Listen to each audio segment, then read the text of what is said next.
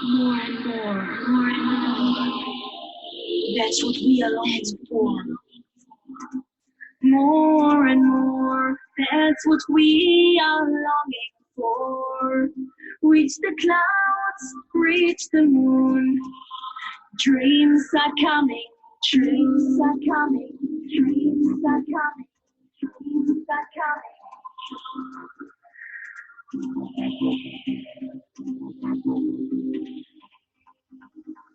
Dreams are coming, dreams are coming.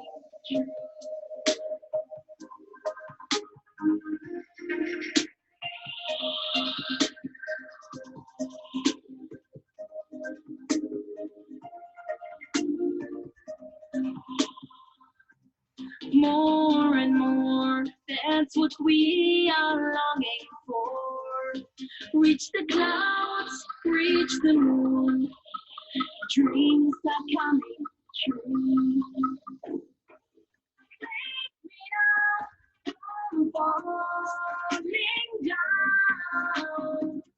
I can't wait to be safe. I'm falling down. Good afternoon. Welcome to There is Power in Your Testimony. This is Ray Seckrengost. Greetings, salutations, and blessings. Today we're going to do something a little different. We're going to delve into Stephen Covey's wonderful best-selling novel or book, 7 Habits of Highly Effective People. If you've not had a chance to read the 450-page book or listen to the audiobooks, well, you're in luck because we're going to do a 2-part series where we're going to go over a summary of what the book entitles that has changed millions of lives. A little background on Stephen Covey. Stephen Covey, of course, as I have already mentioned, was a best-selling author. Primarily, this was his biggest selling book. But Time magazine in 1996 named him one of the 25 most influential people. His background, he has a Bachelor of Science and an MBA. He's a Doctor of Religious Education. Stephen Covey was 79 years old when he passed away. He was involved in a bicycle accident, and he, how do I say it? He went head over first on the bike, and he fell. He was wearing a helmet, but the helmet slipped off, and he hit his head on the pavement. Stephen Covey died from complications resulting from that bike accident on July 16th, 2012.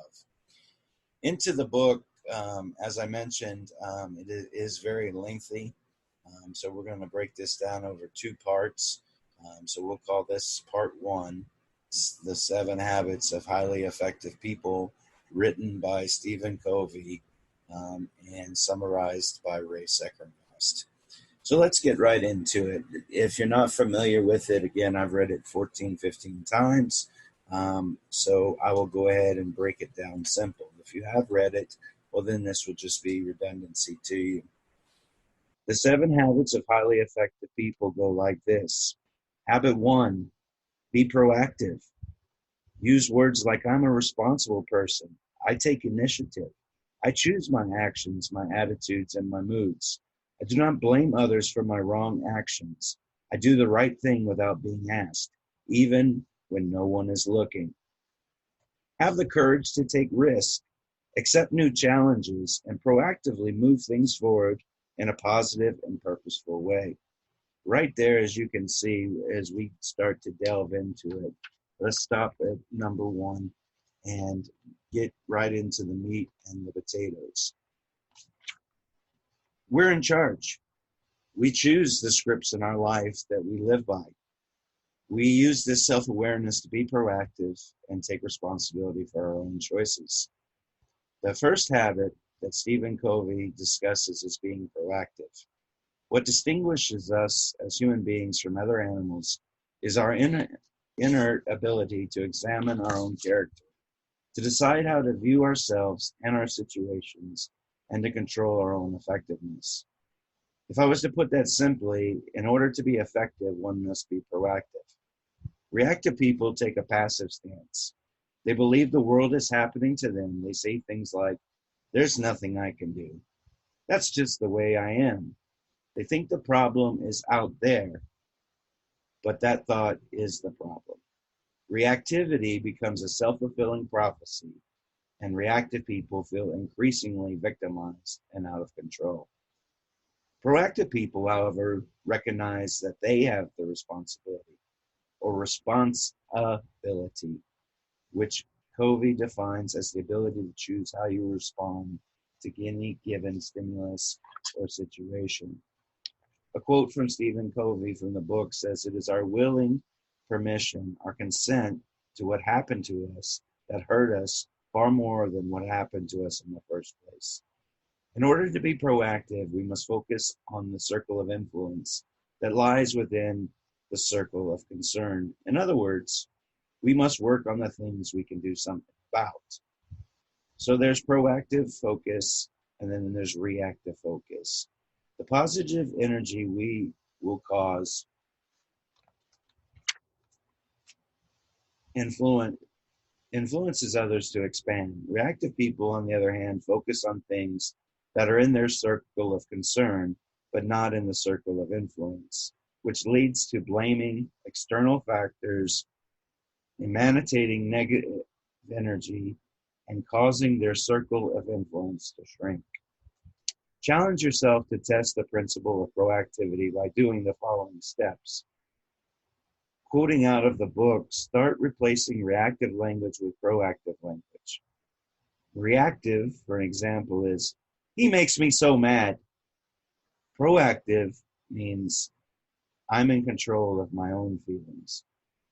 Convert reactive tasks into proactive ones. And so, as you can see, the whole essence of number one habit is to be proactive, not to stay dwelling in the past behaviors and those type of things. In the book, you'll find that many individuals who have achieved a higher degree of outward success still find themselves struggling with an inner need for developing personal effectiveness and growing healthy relationships with people. It was Stephen Covey's belief that the way we see the world is entirely based on our own perceptions.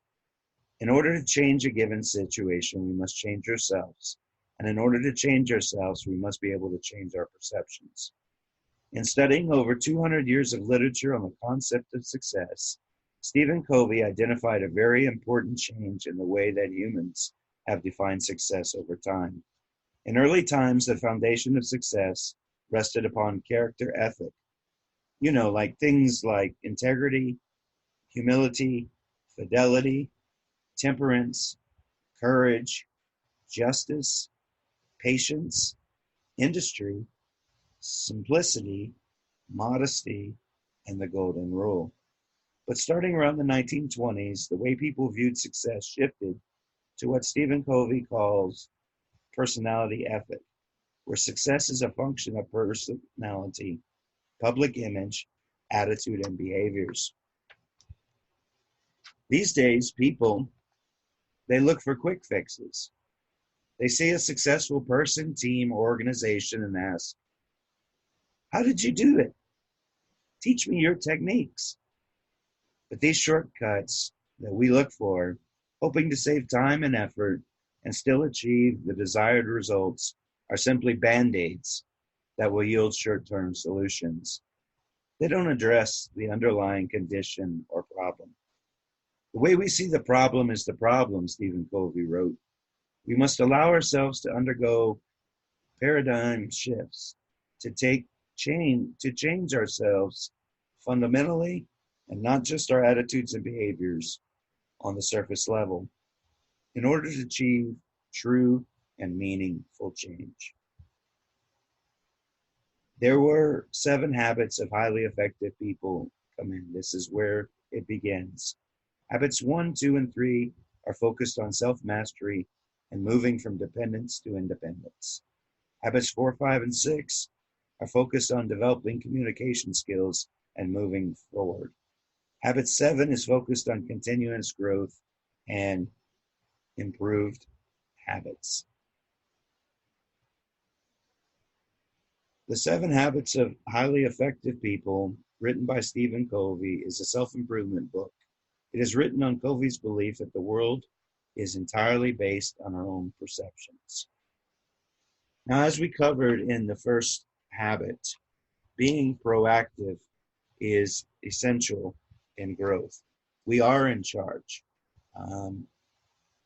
That there is no reactive sense of there's nothing I can do. That's just the way I am. That is a lie. That is a false truth.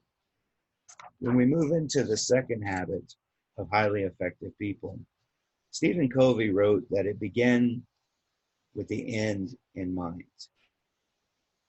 If you plan ahead and you set goals, if you do things that have meaning and make a difference, it is an important part of your classroom and contribute to your school's mission and vision, and look for ways to be a good citizen. That means set realistic goals and bring projects to completion. Inspire yourself and others with a shared vision. What do I ultimately wish or want to achieve? And in the writing that Stephen Covey is calling your school or your mission is you. You are the teacher of your own destiny. Starting with a clear destination in mind, Stephen Covey said that we can use our imagination to develop a vision of what we want to become and use our conscience to decide what values will guide us. Most of us find it rather easy to bury ourselves. We work hard to achieve victories, promotions, higher income, and more recognition. But we don't often stop to evaluate the meaning behind the busyness behind these victories. We don't ask ourselves if these things that we are focusing so intently on are what really matter to us. Habit 2 suggests that in everything we do, we should begin with the end in mind. Start with a clear, precise destination. That way we can make sure the steps we are taking are in the right direction. Stephen Covey wrote in his book, The 7 Habits of Highly Effective People, it is incredibly easy to get caught up in an activity trap, in the busyness of life, to work harder and harder at climbing the ladder of success, only to discover that it's leaning against the wrong wall. Stephen Covey emphasizes that our self-awareness empowers us to shape our own lives. Instead of living our lives by default or based on standards or preferences of others. Beginning with the end in mind is also extremely important for businesses. Being a manager is about optimizing for efficiency, but being a leader is about setting the right strategic vision for your organization in the first place and asking, what are we trying to accomplish? Before we as individuals or organizations can start setting and achieving goals, we must be able to identify our values. This process may involve some rescripting to be able to assert our own personal values. Rescripting, Covey explained, is recognizing that it is important to identify our center. Whatever is at the center of our life will be the source of our security, guidance, wisdom, and power. To give an example, he went in to talk about the center and where people's focuses are. Whatever is the center of your life will be the source of your security, your guidance, your wisdom, and power. And he gave some examples in the book of the type of centered personality that a person may have and the results of that behavior. So let's talk about a few of these. A person may be spouse-centered. Spouse-centered is your feelings of security are based on the way your spouse treats you. Your direction comes from your own needs, wants, and from those of your spouse. Family-centered. Your security is found on family acceptance and fulfilling family expectations. Your actions are limited by family models and traditions. Money-centered. Your personal worth is determined by your net worth. Profit is your decision-making criteria. Work-centered. You tend to define yourself by your occupational role. You make your decisions based on the needs and expectations of your work. Possession-centered. Your security is based on your reputation, your social status, or the tangible things you possess. You tend to compare what you have to what others have. Pleasure-centered. You make decisions based on what will give you the most pleasure. You see the world in terms of what's in it for you. Friend-centered. Your security is a function of the social mirror. You are highly dependent on the opinion of others. Enemy-centered. You make decisions based on what will thwart your enemy. You are defensive, overreactive, and more than not, often paranoid. Church-centered. Your security is based on church activity and the esteem in which you are held by those in authority or influence in the church. You identify, and find security in religious labels and comparisons. And finally, self-centered. Your security is constantly changing and shifting. You view the world by how decisions, events, or circumstances will affect you. That's quite a different list of examples of self-centered, and I think we would all agree that we have fallen into these categories at different times in our lives. Our centers affect us fundamentally. They determine our daily decisions, actions, and motivations, as well as our interpretation of events. However, Stephen Covey noted that none of these centers are optimal and that instead we should strive to be principle-centered. We should identify the timeless, unchanging principles by which we must live our lives. This will give us the guidance that we need to align our behaviors with our beliefs and our values.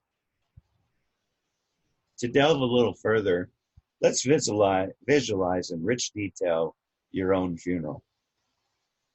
Who is there? Who is at your funeral? What are they saying about you? About how you lived your life? About the relationships that you had? What do you want them to say? Think how your priorities would change if you had only 30 more days to live. Start living by these priorities. This reminds me of a fantastic episode of Raw and Unscripted. I know that Christopher Rouse is a fan of this book, and one of the things that he talks about in episode 4 is leaving your legacy. You can write your legacy today. It doesn't matter where you've been, what you've been through. You have the opportunity today to answer all those questions. Who is there? What are they saying about me? Are they talking about how I lived my life? Are they mentioning the relationships that I had? What is it that I truly want them to say to me? What is my legacy? Think about that. And I promise you, it would change if you only had 30 more days to live. So start today by living by those priorities. Number 2, break down different roles in your life, whether professional, personal, or community, and list 3 to 5 goals you want to achieve for each. So your professional goals. Okay, I'd like to achieve these 5 goals. Make them realistic, make them obtainable, but don't make them so easy that I'd like to get to work today. Personal. Make 3 solid, obtainable goals that you can achieve. And finally, community. Make 3 to 5 personal goals that you feel are achievable, but yet require you to push yourself, to put in effort to begin with the end in mind. And finally, define what scares you. What are you afraid of? Does public speaking bother you? Does critical feedback after writing a book bother you? Write down the worst case scenarios for your biggest fears. Then visualize how you'd handle this situation. Write down exactly how you'll handle it. For me, I use imagery. Like when I have to give a keynote speech or things of that nature, I visualize myself in those circumstances. My fear may be a failure or stepping over words or forgetting my place. People aren't going to laugh at me. Most of the people don't even know that I missed my place. It does help to visualize that fear and how you would handle it. Do you freeze up when you make a mistake, or do you persevere through? Do you keep going? The answer is the second. You persevere and you keep going. Moving on to number 3 of the 7 habits of highly effective people. Put first things first. In order to manage ourselves effectively, we must put first things first. We must have the discipline to prioritize our day-to-day actions based on what is most important, not what is most urgent. In habit 2, beginning with the end in mind, we discuss the importance of determining our values and understanding what it is we are setting out to achieve. Habit 3, put first things first, is about actually going after these goals and executing and following through on our priorities on a day-to-day, moment-to-moment basis. In order to maintain the discipline and the focus to stay on track towards our goals, we need to have the willpower to do something when we don't want to do it. We need to act accordingly to our values rather than our desires or our impulses to any given moment. Stephen Covey was quoted in his book, The 7 Habits of Highly Effective People. The challenge is not to manage time, but to manage ourselves. All activities can be categorized based on 2 factors, urgent and important. Take a look at this time management matrix that I'm about to describe to you. In quadrant 1, we have important and non-important. And across the top, in quadrant 2, we have urgent and non-urgent. And let's talk about these. Important activities, all right? Crises, pressing problems, deadline-driven projects. Those are urgent, important priorities. Non-urgent, but still important priorities would include relationship building, recognizing new opportunities, and planning. We react to urgent matters. We spend our time doing things that are not important. That means we neglect these quadrants that are important and are urgent, which is actually the most crucial of them all. Burnout and consistently putting out fires. If we focus on the quadrants that I discussed of separating them from non-urgent and non-important to urgent and important, we'll spend most of our time reacting to matters that seem urgent, when the reality is their perceived urgency is based on the priorities and expectations of others. This leads to short-term focus, feeling out of control, and shallow or broken relationships. If we focus on those non-important, non-urgent activities, we are basically leading an irresponsible life. This often leads to us getting fired from jobs and being highly dependent on others. On the other hand, if we continue to focus on the important and urgent things, at heart, this is the core of personal management. It deals with things like building relationships, long-term planning, exercising, preparation, all the things we know we need to do, but somehow seldom get around to actually doing them because they don't feel urgent. In order to focus our time, we'll have to learn how to say no to non-important and non-urgent activities, sometimes even ones that seem urgent. We also need to be able to delegate effectively. Stephen Covey is quoted in the book 7 Habits of Highly Effective People. The key is not to prioritize what's on your schedule, but schedule your priorities. Plus, when we focus on important and urgent things, it means we're thinking ahead, working on the roots, and preventing crises from happening in the first place. This helps.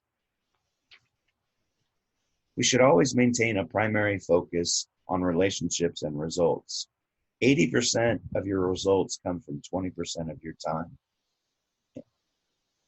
Stephen Covey is quoted as think effectiveness with people and efficiency with things. I really like that quote. Here are some ways that you can practice putting things first. How to take this and apply it to real life. You need to begin with, or we should begin with, identifying the activities that we've been neglecting. Write them down and commit to implementing them and making them a priority. Create your own time management matrix so that you can start prioritizing activities. And finally, estimate how much time you spend in each quadrant. Then log your time over 3 days. How accurate was your estimate? How much time did you spend on things that were important and that mattered? That is the most important quadrant, the urgent things that are important and matter. And with that, we will stop here. That's a lot of information to take in.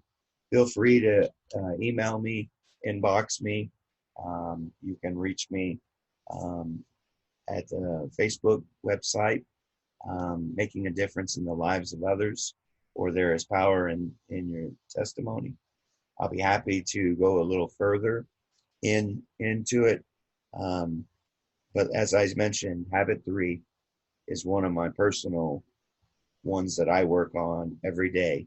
I spend my time on things that are most important. This means I say no things to I know I should not to. I set priorities, I make a schedule, and I follow my plan. I am disciplined and I'm organized. Focus on getting the most important things done first. Let me repeat that. Watch this here. Focus on getting the most important things done first. If efficient when I'm doing things right, I'm effective when I do the right things. Much love to you. Peace and love. I look forward to the second part of this series. Again, we've been discussing the 7 Habits of Highly Effective People, a best-selling novel or book by Stephen Covey. I wish you all much blessings, much love, and we will catch you next time.